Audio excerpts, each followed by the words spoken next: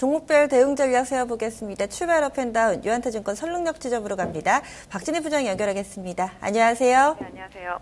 오늘은 대체로 좀 오르는데요. 종목별 특징은 어떤 게 있다고 볼 수 있을까요? 네, 말씀하신 대로 대체로 오르고 있지만 외국인의 매도 포지션이 코스피와 코스닥 쪽에서 계속 늘어나고 있고 기관도 마찬가지입니다. 개인만 양시장 매수하고 있다는 점이 좀 특징이라고 볼 수 있겠습니다. 전날 유가의 상승과 해외 시장의 반등 이로 인해서 고무된 종목들이 좀 강세를 보여주고 있습니다. 특히 화학과 정유 섹터 강세를 보여주고 있죠. 오늘 정유 섹터 특히 S51, GS, SK이노베이션 급등 보여주는 모습 보실 수가 있겠고요. 화학주들은 꾸준히 제품 가격 상승과 함께 상승을 좀 이어왔었습니다. 롯데케미칼, LG화학, 대한유화 등 좀 강세를 계속 이어가는 모습이고요. 오늘은 금호석유의 좀 급등이 좀 눈에 띄고 있는 모습입니다. 전체적으로 거래소 시장 원자재와 관련된 종목들의 강세가 이어지는 모습 속에서 전반적으로 유가에 기인한 종목들도 고르게 상승세 이어가는 모습이고요. 오늘 가장 큰 특징은 두산그룹주 강세입니다. 두산과 두산중공업, 두산인프라코어 급등하는 모습 나타나고 있는 점 오늘 특징이라고 보여지고 있고요.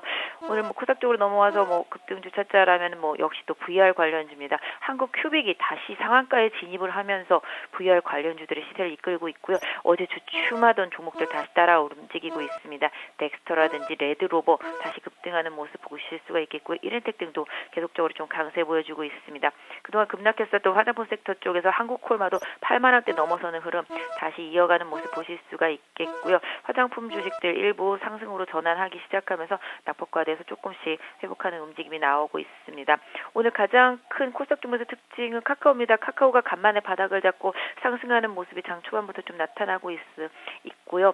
전체적으로 놓고 본다라면 오늘 컨텐츠 관련 섹터주들 CJ ENM이라든지 J콘텐츠들이 중국 쪽에서의 여러 가지 좀 뉴스의 영향을 받으면서 좀 하락하는 모습이 나타나면서 CJ 그룹주들 동반 하락하고 있습니다. CJ ENM, CJ CGV까지 약세 보여주고 있는데요. 실질적으로 큰 영향은 없을 것으로 알려지고 있지만 일단 뉴스에 좀 기인한 흐름이 나타나면서 엔터주들까지 고르게 다 약세 보여주고 있습니다. SM, YG 엔터, FNC 엔터 등까지도 고르게 약세 보여주면서 엔터 쪽까지도 약세가 좀 심화되는 모습 보실 수가 있겠습니다. 그래서 전체적으로는 등락폭이 조금 있는 모습이지만 일단은 외국인과 기관의 매도세가 좀 출현하고 있다라는 점은 조금 주의해서 봐야 되지 않을까 싶습니다. 오늘은 그래도 또 눈에 띄는 그룹핑이 되네요. 먼저 개별 뉴스에 있는 두산그룹주부터 보겠습니다.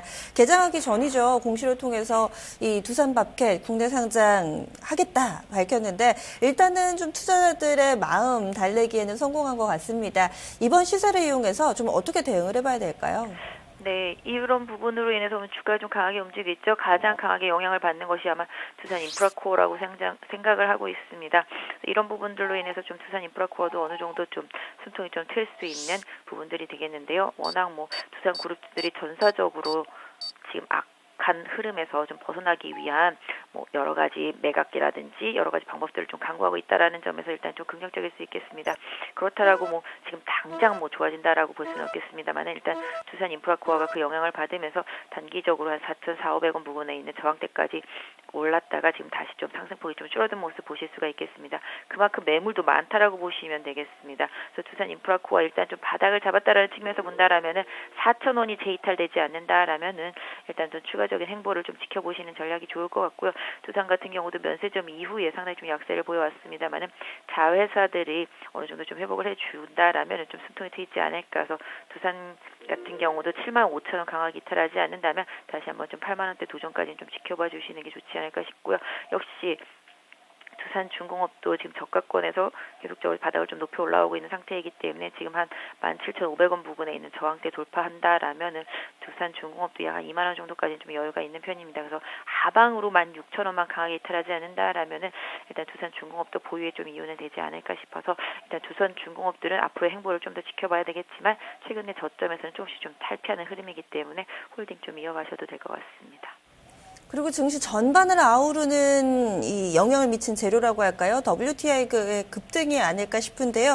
가장 좀 민감하게 움직이는 종목군 화학 쪽, 특히나 정유주들 3인방 오늘 LG 강세 흐름 보여주고 있습니다. 어떻게 대응해 볼까요?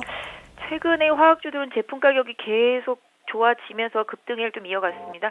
아시다시피 롯데케미칼 좋았고 대한유화는 뭐 신고가 계속 나가고 있는 상태였었고 그다음에 금호석유 같은 경우 상승한 이후에 저점을 잡고 좀 오늘 강하게 좀 올라오는 모습 보실 수가 있겠습니다. 화학주들 제품 가격 좋아지고 있다라는 점, 이 점을 좀 긍정적으로 봐주실 필요가 있을 것 같고요. 정유주들은 좀 유가에 일일비하고 있습니다만 일단 유가가 어느 정도 좀 하방 경직이 나타나고 있다라는 점이 좀 긍정적인 흐름으로 좀 봐주시면 좋겠습니다. 그래서 추세 자체가 계속 상승 추세가 살아있는 섹터는 계속적으로 저점에서 대응하신다라면은 지금과 같은 결과를 좀 보실 수가 있지 않을까 싶은데요. 일단 이노베이션 같은 경우는 추가적으로 상승 계속 이어지면서 저점 최근에도 12, 3만 원대에서 잡고 다시 올라서는 모습인데요. 일단 유가가 강력한 추가 하락만 나타나지 않는다라면은 일단 이노베이션 한 16만 원 부근까지 상승 가능하다라고 보여지고 있고요. GS 같은 경우도 지금 저점에 잡혀 있는 상태입니다. 일단 54,000원의 저항대가 있습니다만은 오히려 GS 같은 경우 다른 정유주에 비해서 상승폭이 많이 미진했었기 때문에 오히려 조금 후발로 좀 더 노려보실 수 있을 것 같고요. S오일도 지금의 추세로서는 일단은 직전 고점이 한 84,000원 부근 돌파 여부까지 좀 확인하셔야 되겠는데요. 단기적으로 한 74,000원 정도가 마지노선 정도로 설정되어 있다라는 점 일단 정유주들은 좀 확인하실 필요가 있겠고요. 국제 유가가 상승하다 보니까 원자재 관련주들도 상당히 많이 올라오고 있죠. 최근에 뭐 가스 관련주들, 그다음에 아연도 중국에서의 수입이 계속 늘어나면서 이런 부분들의 비철금속류들도 계속적으로 좀 시세에 영향을 받고 있다라는 점 염두에 두시면서 철강주들까지도 계속적으로 관심 이어가셔야 될 것 같습니다.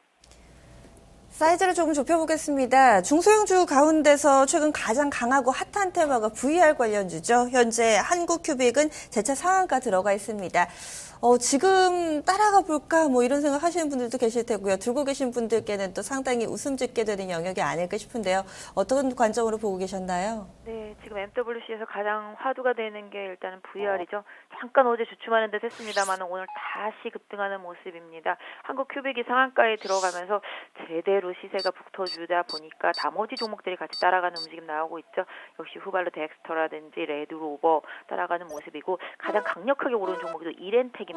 이렌텍 워낙 급등하다 보니까 직전 2013년도 고점까지 거의 다 올라선 모습입니다. 그래서 일단 개인적으로 좀 추격하기에는 지금 사실은 조금 늦은 감이 있지 않나 싶은 생각인데요. 일단 보유하신 분들은 뭐 지금 시세를 계속 누리실 필요가 있겠습니다만은 신규 매수를 하시는 분들이라면은 조금 눌림목을 기다려 보시는 전략이 좀 좋지 않을까 싶습니다. 보유 의견 주셨네요. 그럼 이어서 하락으로 넘어가겠습니다. 오늘 콘텐츠 안 좋다고 얘기해 주셨는데 중국 쪽에서 좀 안 좋은 뉴스 있었다고요. 이 내용과 함께 현재 대표적으로 뭐 CJ ENM이 요즘 들어서 계속 좀 밀려나더라고요. 현재도 한 4% 정도 하락하는데 들고 계신 분들을 위한 전략 주실까요? 네, 중국이 외국계 기업에 대한 인터넷 콘텐츠 사업 관련해서 불허를 하겠다라는 뉴스가 있었습니다. 사실은 유튜브나 넷플릭스, 스포티파이, 아마존 등을 좀 겨냥한 뉴스였는데요. 우리 기업들이 오히려 좀 타격을 받고 있는 모습이죠.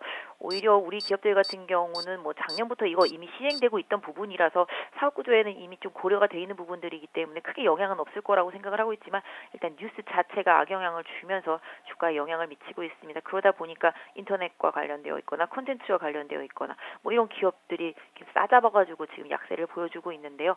일단 뭐 CJ ENM은 그동안 좀 실적이 좀 안 좋은 부분이 영향을 미쳤었던 부분이 있었고 제이콘 텐투리도 지금 현재 중국 사업은 오프라인으로 진행 중입니다. 인터넷이 아닌데도 불구하고 좀 영향을 많이 받고 있는 모습이지요. 또 중국에서 영화 사업을 하고 있는 CJ, CGV도 관련도 없는데 그냥 급락하고 있는 것으로, 급락은 아니지만 하락을 하고 있는 것으로 보여지고 있습니다. 오히려 이런 관련 기업들이 이런 이슈들 때문에 저점을 잘 찍는다라면은 기회로 작용할 수도 있기 때문에 잘 살펴보셔야 되지 않을까 싶습니다. 제이콘텐트리도 한 4,200원대 마지노선 설정하시면서 좀 조정을 보시면 될 것 같고요. CJ, CGV도 최근에 저점 찍었던 한 10만 6천 원 부근 이 정도를 좀 봐주시면 좋지 않을까 싶습니다. CJ ENM 같은 경우도 일단 뭐 직격탄은 아니겠습니다만 뉴스에 영향을 받고 있어서 최근에 저점은 7만 2천 원 부근 좀 봐주시면 좋을 것 같고 관련 기업들 중에 뭐 지주회사 격이 뭐 CJ가 지금 조정을 받고 있는데요.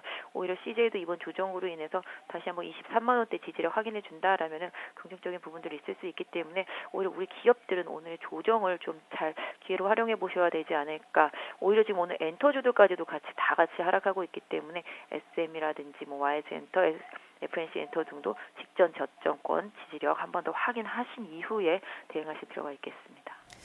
우려했던 대로 중국이 약간 좀 장벽을 높이고 있네요. 그리고 한 종목만 더 보겠습니다. 유한양행인데요. 부진한 실적 얘기 나오면서 현재 급락하고 있습니다. 낙폭이 한 7% 정도 되니까 상당히 좀 깊게 밀리는데요. 어떻게 좀 보세요?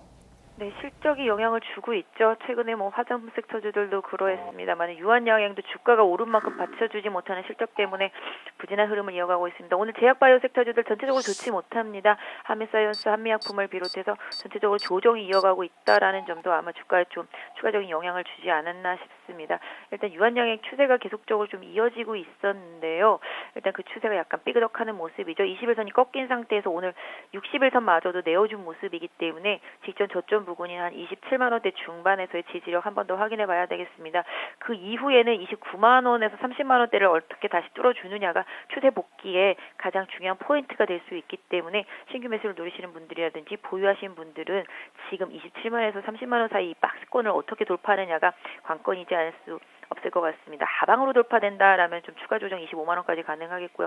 상방으로 돌파된다라면 다시 추세를 이어갈 수 있다라는 점을 염두에 두시고 대응하셔야 되겠는데요. 그 중간에 29만 원이 있다라는 점은 반드시 좀 염두에 두셔야 될 것 같습니다. 네, 말씀 고맙습니다. 네, 감사합니다.